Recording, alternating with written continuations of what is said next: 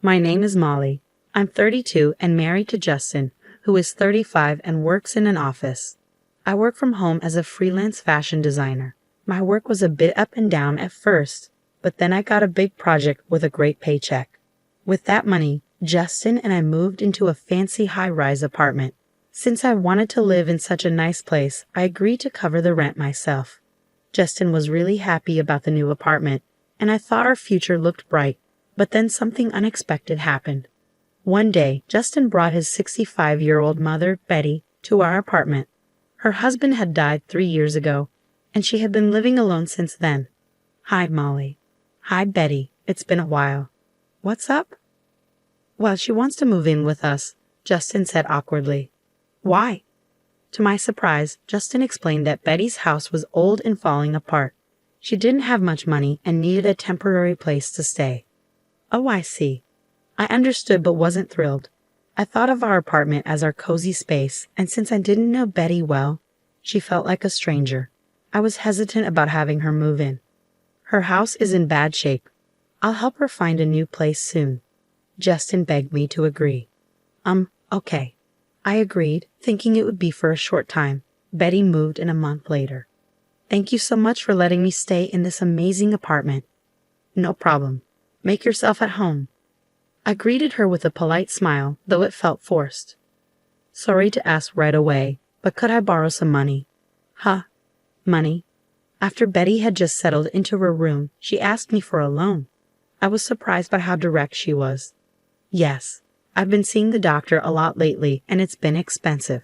I just need a little help, please. How much do you need? About $300 for now. Considering her age and possible health issues, I understood that medical expenses might be high. Okay, I took $650 from my purse and gave it to her. Later, Justin asked me for advice, and I felt uneasy, wondering if it had something to do with Betty. You know, we should get a new car. I was so surprised I nearly fell off my chair. What do you mean? We bought a car just 2 years ago. But it's too small. We need a bigger one. I didn't see why size mattered. The car was fine for the 2 of us, or 3, if we included Betty. Why did the size matter so much? I mean, my mom doesn't like it. Why? I don't understand. I didn't understand why Betty was complaining about a car that wasn't even hers. She wants a fancier car, like a Mercedes. Huh? I was completely confused. What a ridiculous idea. We can't afford a car like that. Who has the money to buy a new car just because someone doesn't like the old one? Does Betty even have a driver's license? I'm not buying an expensive car. Tell her no.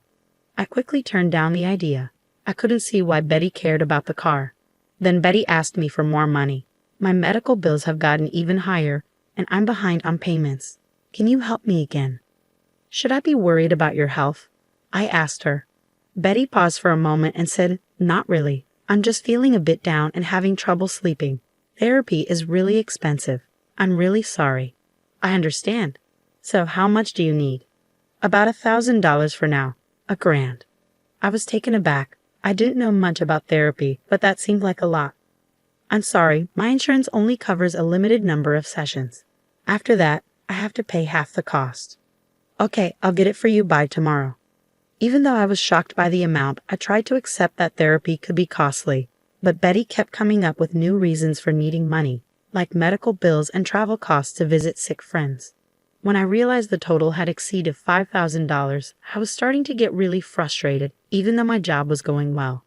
Then I noticed something odd. I decided to peek into Betty's room one day. What? I saw designer bags and wallets neatly arranged on the wall shelf in Betty's room. I was stunned.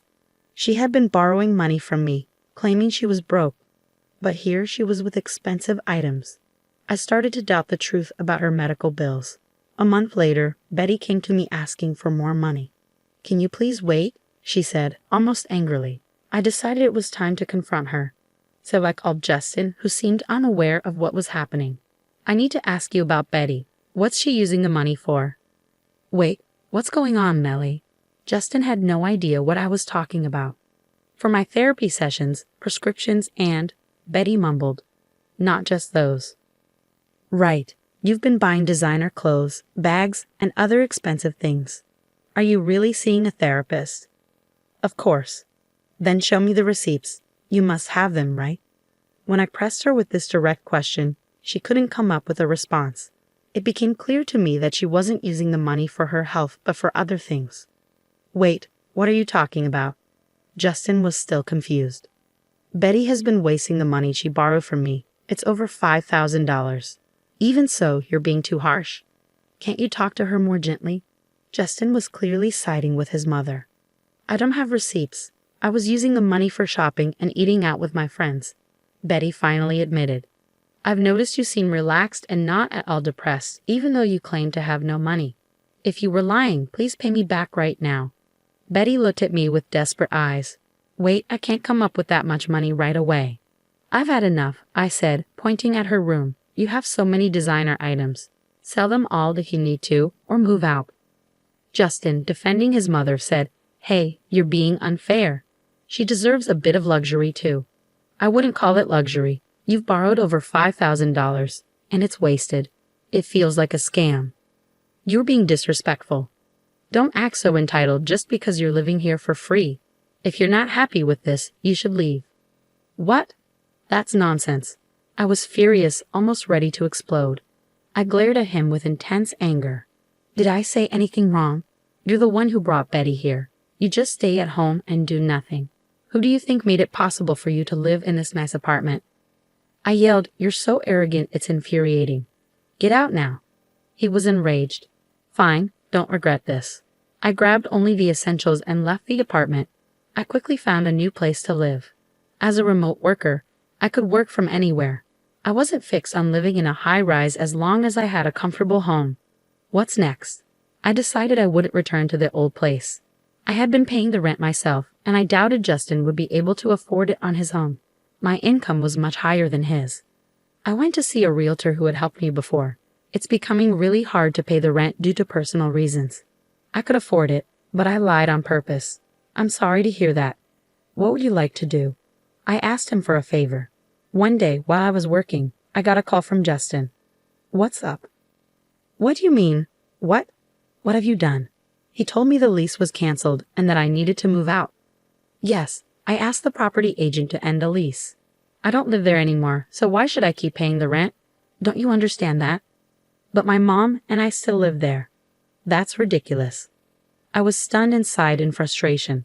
I don't live there, so why should I keep paying for the apartment? If you're having trouble, talk to your mom. Maybe she can sell some of her things to get money. I said it with a touch of sarcasm. Shut up. You were the one who wanted to live in a high-rise.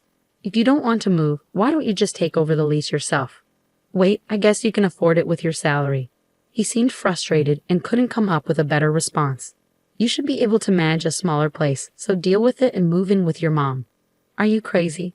My mom has already spent the money from selling her house, and I don't have any savings. How am I supposed to find a new place? That's not my problem. I was surprised he had no savings, especially since he'd been relying on my income. I realized how irresponsible both he and his mother had been. You brought this on yourself. Figure it out from now on. Are you saying we'll be homeless? You're still my wife. I told you to deal with it yourself. I'm leaving. I'm done with this. Goodbye.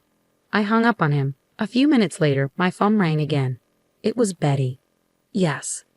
Melly, I'm really sorry. I promise I'll pay you back. Please don't kick us out. She pleaded, her voice trembling with tears. I was surprised and felt a pang of sadness. I don't want to punish you, but you need to live within your means. If you only have a small retirement income, you should adjust your lifestyle accordingly. If you want a higher standard of living, you need to work for it. As a freelancer, I understood the harsh reality of working hard to afford a certain lifestyle instead of relying on others. It was my fault. I'm sorry. Please don't let us end up on the street. I'm sorry, but that apartment has already been leased to someone else. You really need to move out. This is a matter of regulations. I coldly rejected her request and ended the call. Later, I learned from the realtor that Justin and Betty had begged him in tears to keep the lease. However, he told them a new tenant was moving in soon, and they had to leave. Even if they had stayed, Justin's salary would have barely covered the rent, leaving them unable to afford anything else. It was absurd for them to rely on me while I was paying the rent. His stubbornness had led to this situation. I heard from acquaintances that Justin and Betty couldn't find a new apartment. They were moving from motel to motel because Justin didn't have enough money for the broker's fee or deposit, and no one was willing to be his guarantor. Although he could have used a guarantor service, he still needed the money for the fees and deposit. Betty's short work history meant her Social Security didn't provide much. They were even struggling to afford food. They had brought all this trouble upon themselves. On my side, I landed another big project and became financially more stable. Looking back on our marriage, I realized that relying too much on one partner, whether financially or otherwise, is not sustainable. When one person depends completely on the other, it can lead to major problems when things fall apart. As a result, Justin and I ended up separating and eventually divorced. Our feelings for each other had faded, and there was no reason to stay together. Now that we're no longer together, I feel a sense of relief. If I decide to marry again, I'll be more careful in choosing the right partner. The divorce gave me valuable insights and new perspectives on life.